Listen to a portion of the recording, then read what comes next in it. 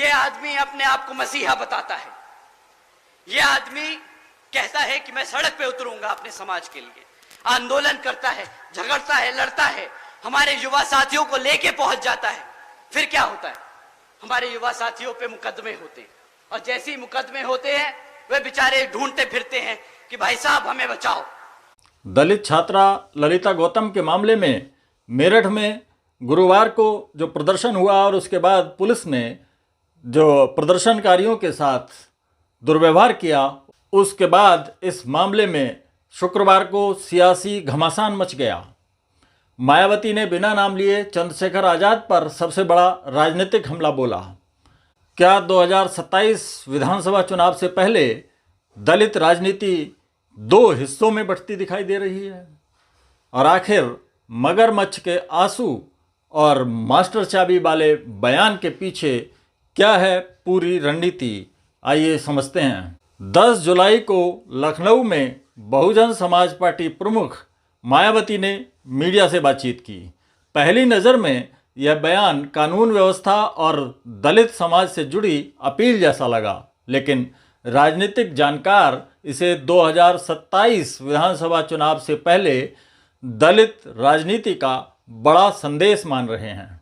मायावती ने किसी नेता या दल का नाम नहीं लिया, लेकिन उन्होंने कहा कि कुछ संगठन और राजनीतिक दल दलितों, वंचितों और शोषितों को अपने राजनीतिक हितों के लिए सड़कों पर उतरने के लिए उकसाते हैं। जब हिंसा या टकराव होता है तो वही लोग मौके पर पहुंचकर मगरमच्छ के आंसू बहाते हैं, लेकिन इससे पीड़ितों को न्याय नहीं मिलता।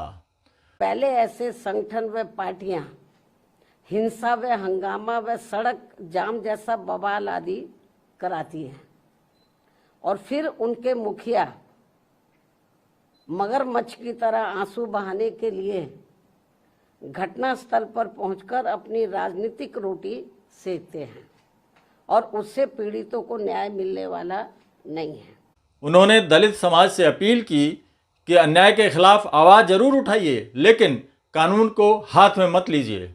अगर स्थानीय स्तर पर न्याय न मिले तो अदालत का दरवाजा खटखटाइए, लेकिन संघर्ष पूरी तरह संवैधानिक और लोकतांत्रिक तरीके से होना चाहिए। अपने ऊपर होने वाली जुल्म जाति के विरुद्ध लड़ाई कानून को अपने हाथ में लेकर नहीं, बल्कि कानून के दायरे में रहकर करना है। संघर्ष आदि भी कानूनी दायरे के अंदर रहकर ही करना है, और यदि मामला अदालत में जाता है और निचली अदालत में इंसाफ नहीं मिलने पर फिर इनको आगे सर्वोच्च अदालत में जाना चाहिए। यही उन्होंने डॉक्टर भीमराव अंबेडकर के उस प्रसिद्ध विचार को भी दोहराया कि राजनीतिक सत्ता ही मास्टर चाबी है।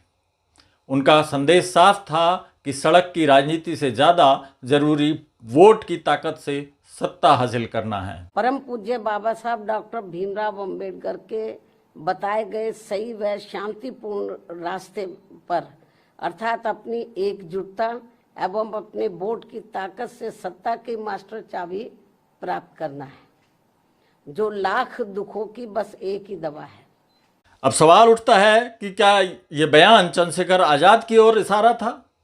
तथ्य यह है कि मायावती ने अपने पूरे बयान में किसी का नाम नहीं लिया, लेकिन राजनीतिक विश्लेषकों का मानना है कि मौजूदा हालात में यह संदेश सबसे ज़्यादा आज़ाद समाज पार्टी और भीम आर्मी की राजनीति से जोड़कर देखा जा रहा है। दरअसल पिछले कुछ वर्षों में दलित उत्पीड़न की लगभग हर बड़ी घटना के बाद चंद्रशेखर आज़ाद पीड़ित परिवारों तक पहुँचे, धरना प्रदर्शन किए और सड़क पर संघर्ष की राजनीति को आगे बढ़ाया।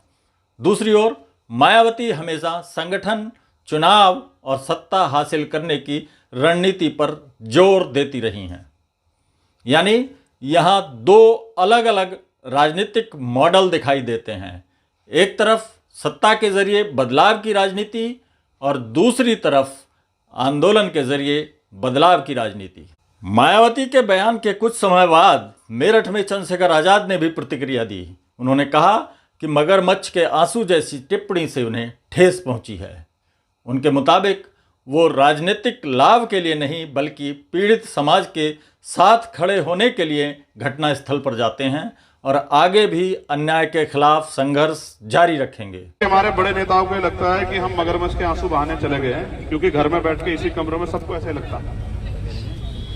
उनको पीसी करके ये बताना पड़ता है कि हम तो वहां मगरमच्छ के आंसू बहाने जा रहे हैं, जबकि सच ये है कि अगर आज भीम आर्मी आजाद समाज पार्टी मोर्चा ना ले तो किसी को न्याय नहीं मिलेगा। ये सच्चाई है सर। उन नेताओं को ये सोचना चाहिए कि वो हमसे समाज को ये संदेश आज उन्होंने दिया पीसी करके।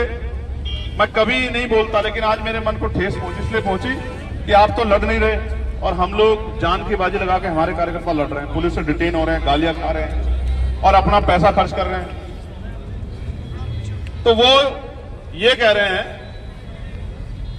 कि साहब ये तो जो मगरमच्छ के आंसू बहाने, आप भी आओ ना मगरमच्छ के आंसू बहाने, आओ तो समाज के बीच में। और वो कह रहे हैं कि ऐसा है, ये आंदोलन वगैरह नहीं करने चाहिए, अगर वो निचली अदालत से न्याय में सर्वोच्च न्यायालय चला जाओ तो हमारी बहनों की अस्मतें लूटे, उनको नोचा जाए, उन पर पेट्रोल छिड़क दिया जाए, उन पर तेजाब छिड़क दिया जाए, उनको मारा जाए, उनको मार के लटकाया जाए, उनके पैरों में कील ठोक दी जाए, तो हम ये तमाशा देखें कि कब 10 साल बाद न्याय मिलेगा और कब पुलिस कार्रवाई करे। किस तरह कार्रवाई कर रही है आप जानते हो ना।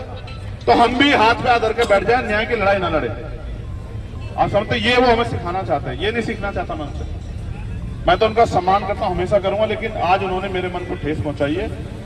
समाज देख रहा है, समाज फैसला करेगा कि कौन समाज के लिए लड़ रहा है, कौन समाज से सिर्फ वोट का रिश्ता रखता है, इसका फैसला समाज करेगा। यही वजह है कि ये विवाद सिर्फ बयानबाजी नहीं बल्कि दलित राजनीति की दिशा को लेकर दो अलग अलग सोच का टकराव माना जा रहा है। एक और बड़ा सवाल है कि मायावती की चिंता क्या है। 2012 के बाद से बीएसपी का राजनीतिक आधार लगातार कमजोर हुआ है। वहीं चंद्रशेखर आजाद राष्ट्रीय स्तर पर दलित राजनीति के एक नए चेहरे के रूप में उभरे हैं। ऐसे में 2027 विधानसभा चुनाव से ठीक पहले बीएसपी अपने पारंपरिक दलित वोट बैंक को मजबूत बनाए रखने की कोशिश कर रही है, खासकर पश्चिम उत्तर प्रदेश में, जहां मेरठ, सहारनपुर, मुजफ्फरनगर, बिजनौर, बुलंदशहर, हापुड़ और गाजियाबाद जैसे जिलों में दलित मतदाता कई सीटों पर निर्णायक भूमिका निभाते हैं। यही इलाका कभी बीएसपी का मजबूत गढ़ था। बता दें कि 2007 में जब बहुजन समाज पार्टी बम्पर बहुमत के साथ सत्ता में आई थी तो गाजियाबाद की 5 विधानसभा सीटों में से 4 पर बसपा ने कब्जा जमा लिया था। दूसरी ओर पश्चिम उत्तर प्रदेश ही वो इलाका है जहां से भीम आर्मी और चंद्रशेखर आजाद की राजनीतिक पहचान बनी। ऐसे में 2027 की लड़ाई सिर्फ भाजपा, समाजवादी पार्टी या कांग्रेस तक सीमित नहीं रहने वाली। दलित नेतृत्व के लिए बीएसपी और आजाद समाज पार्टी के बीच भी सीधी राजनीतिक प्रतिस्पर्धा देखने को मिल सकती है। फिलहाल इतना साफ है कि मायावती का बयान अपने समर्थकों को एकजुट रखने का संदेश हो सकता है, जबकि चंद्रशेखर आजाद ने साफ कर दिया कि वे संघर्ष की राजनीति से पीछे हटने वाले नहीं हैं।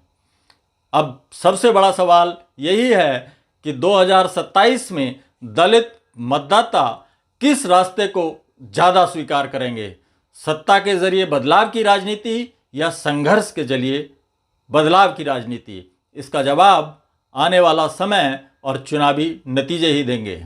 ये राजनीतिक विश्लेषण आपको कैसा लगा कमेंट में ज़रूर बताएं। वीडियो पसंद आया हो तो शेयर करें, लाइक करें और अभी तक आपने यदि पॉलिटिकल चौपाल को सब्सक्राइब नहीं किया है तो ये काम अभी कर लें।